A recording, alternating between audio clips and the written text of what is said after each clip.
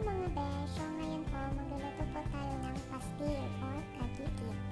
Sikat to sa mga friends ko na Muslim. Ito yung atin nilang siniserve. So magluluto po tayo ng version ko lang po. So first po sa chicken is papakuluan po natin.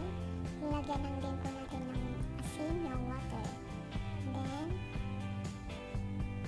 buboy lang po natin siya ng 15 to 30 minutes. Yun.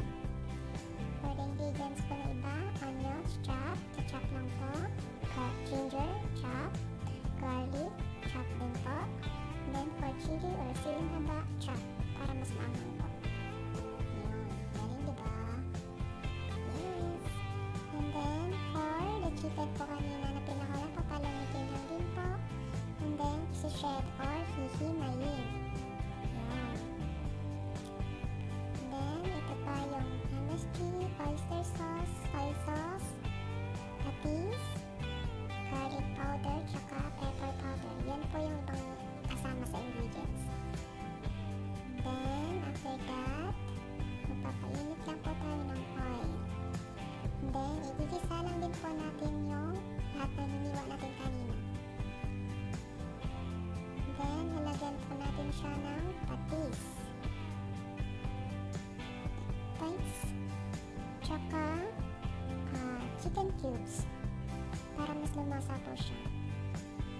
And then, halo-halo lang din po para kumapit yung lasa. Yun. Masarap po talaga siya, lalo na pag maanghang. And then, lagyan po natin siya ng soy sauce. Wala na po kaming soy sauce, kaya ubos na yan. Ubos na. Pero mga 2 kutsara po pwede na.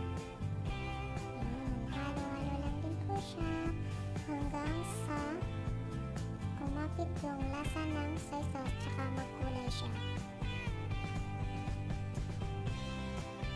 Yun.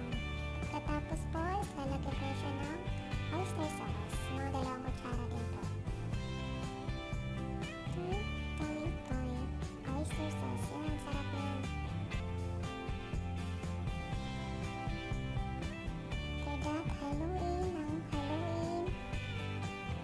Halo lang siya ng halo hanggang sa tumuyo. Masarap pa yung matuyo. Medyo matuyo pa. Yan. Sarap ito siya sa mainit na kanin. Yan. After that, ito-plating natin siya para sa siya kunwari.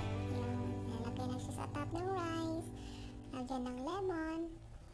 And then, pipino or cucumber. Charan! Yan po yung ating chicken pastil. Kain tayo!